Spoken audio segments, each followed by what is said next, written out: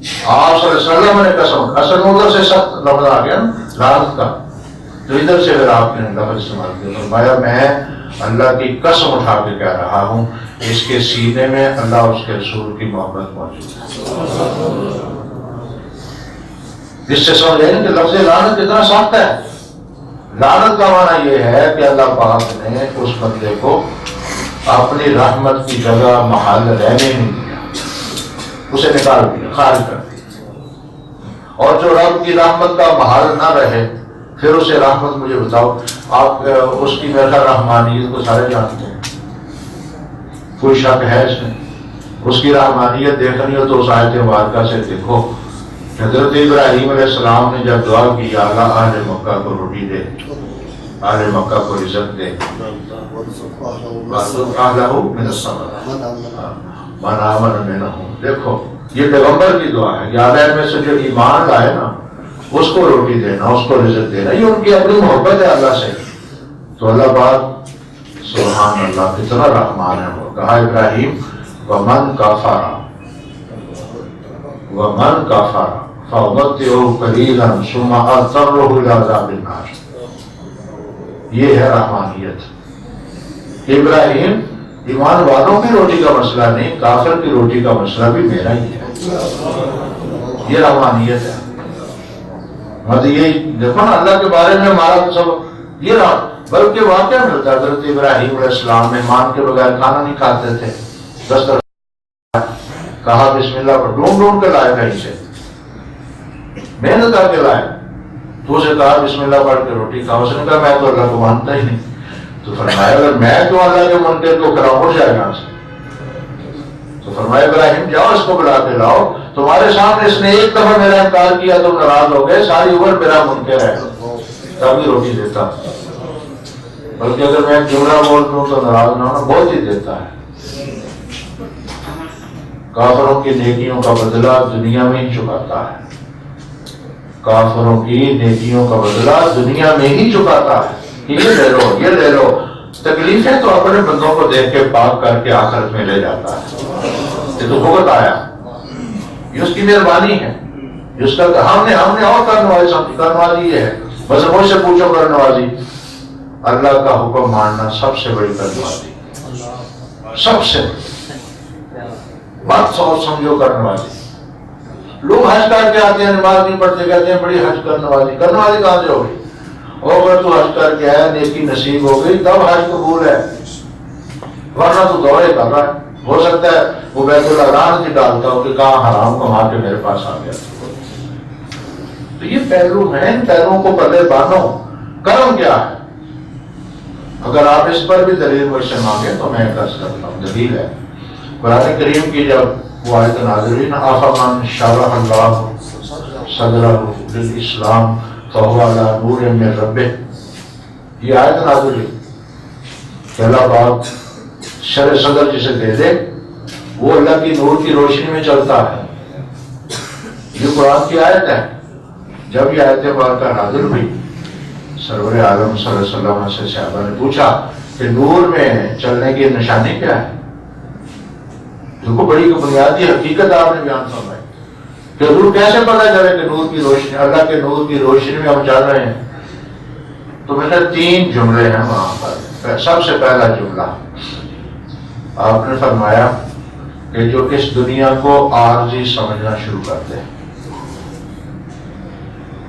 دوسرا جملہ آپ نے فرمایا آخرت کو دائمی سمجھنا شروع کر لیں۔ تیسرا جملہ فرمایا موت سے پہلے تیاری کر لیں۔ تو بات کیا سمجھائی؟ بس آپ کہیں جی مجھے گاڑی بڑی لمبی مل گئی ہے، ٹھیک ہے اللہ کی عنایت ہے بھائی، لیکن یہ دیکھ کہ اللہ کے احکام پر تو چل رہا ہے یا نہیں۔ مسئلہ یہ جس آدمی کو اللہ کے احکام پر چلنا نصیب ہے بھائی وہ اللہ کا شکر ادا کرے، کہ اس پر سب سے بڑی نعمت ہے اللہ کی، ورنہ ساری نعمتیں ہیچ ہیں۔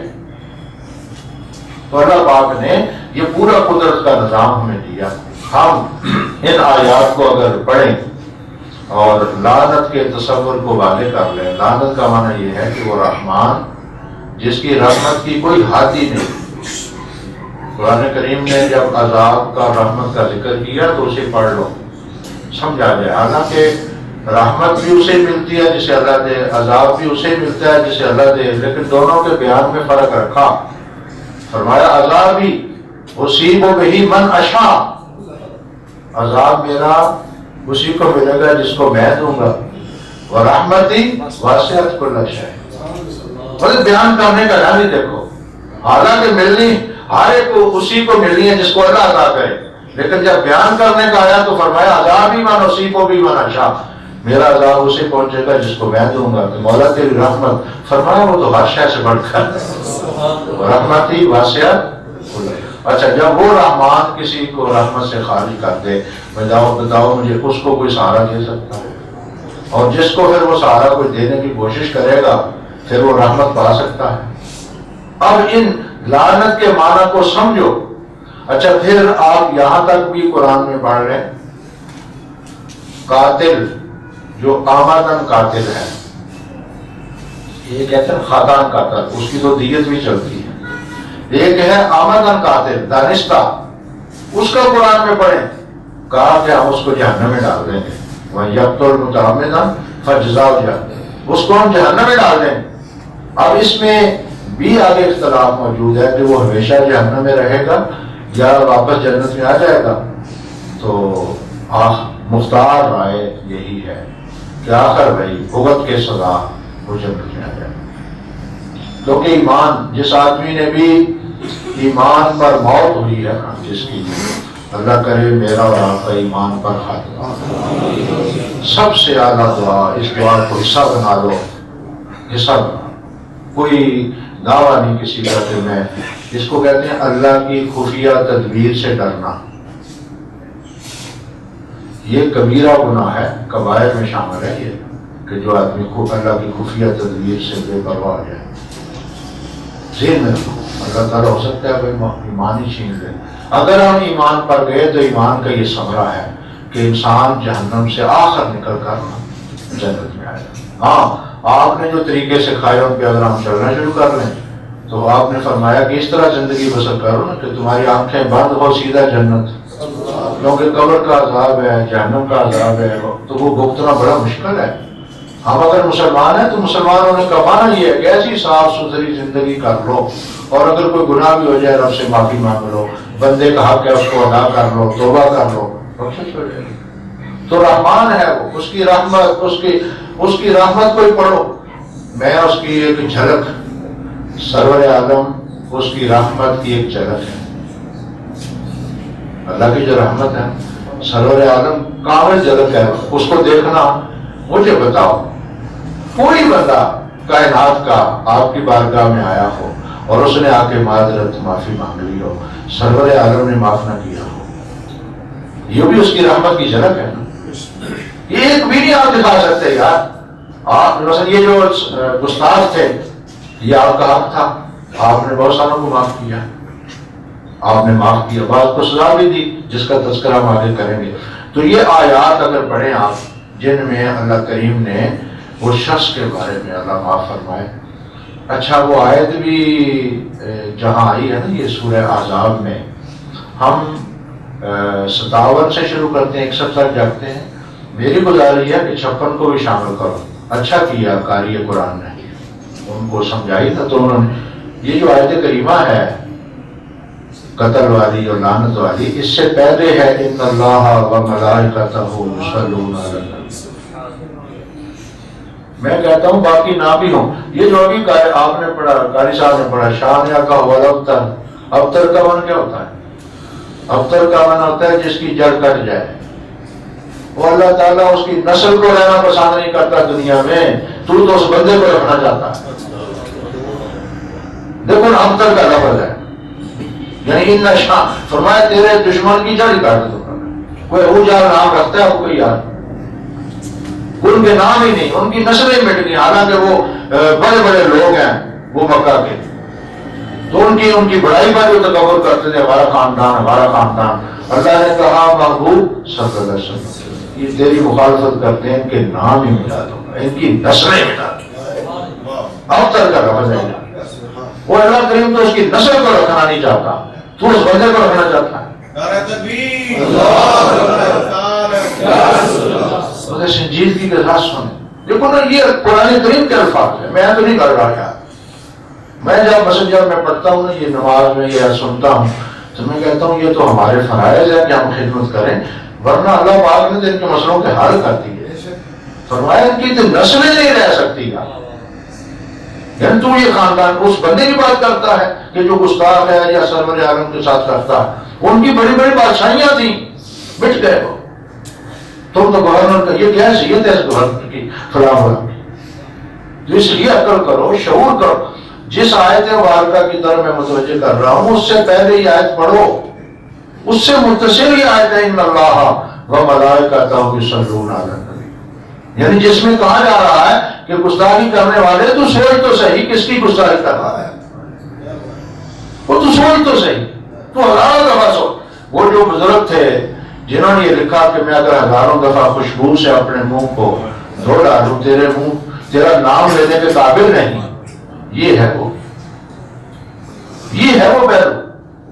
وہ اوپر والی آیت ہی پڑھ لو تو مسئلہ ہمیں پتہ ہی نہیں کہ وہ آیت اس کے ساتھ متصل ہے.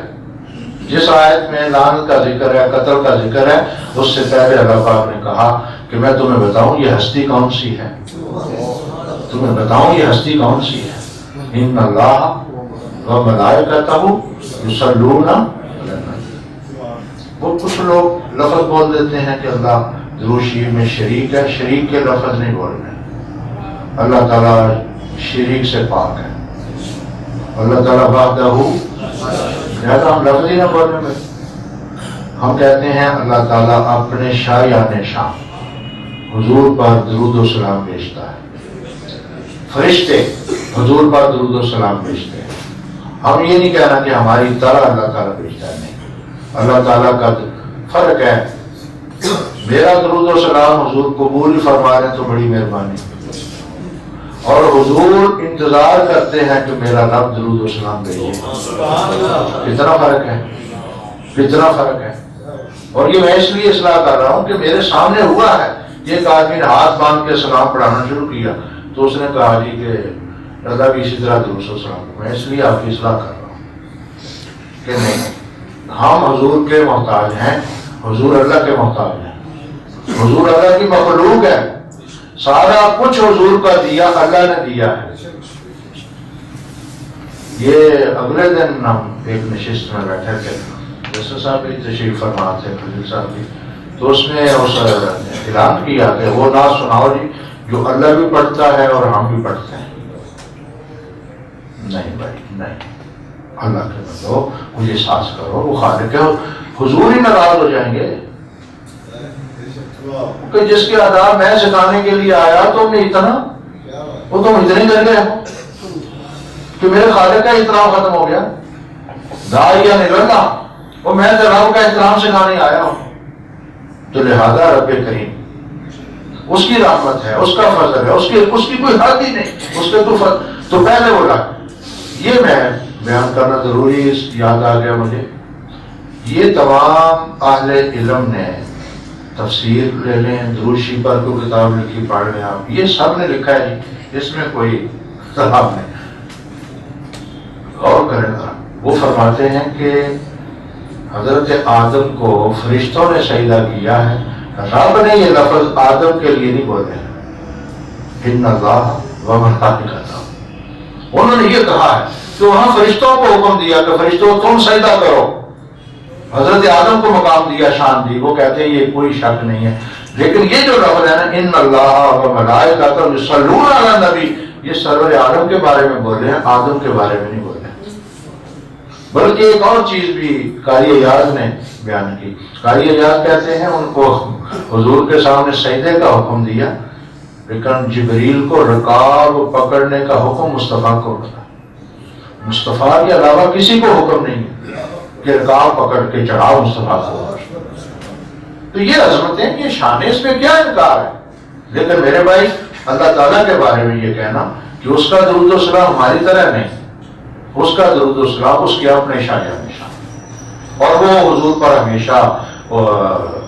کئی لوگ ہیں وہ تو یہی کہتے ہیں اللہ معافی دے, ایک جگہ پہ سختی ہوئی, وہ تو کہتے ہیں اللہ کا اس کے علاوہ کو کام ہی نہیں. لا حول ولا قوت الا باللہ. ساری کائنات اس کے زیر نگی ہیں اور اس کی حرکت برکت رب کریم کے حکم پر ہی چل رہی ہے. یہ تو معطلہ کا عقیدہ تھا کہ اللہ چھوڑ کے چھٹی پر چلا گیا اب ختم ہو گیا. ہم تو ایسا عقیدہ ہی نہیں رکھتے. ہم عقیدہ رکھتے ہیں اولیاء صلحاء کو اختیارات بھی دیے ہیں اور اللہ کے اختیارات میں کوئی فرق نہیں پڑا. وہ تمام اسی طرح کل یوم ہوا فی شان. تو ان عقائد کو اگر میں اور آپ اصلاح نہیں کریں گے تو کون کرے گا؟ پھر تباہی آئے گی، بربادی آئے گی.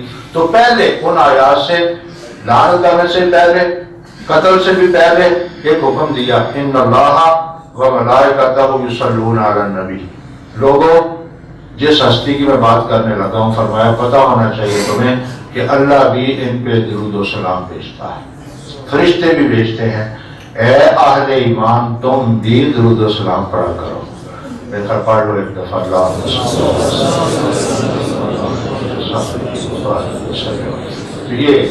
یہ حکم ہے.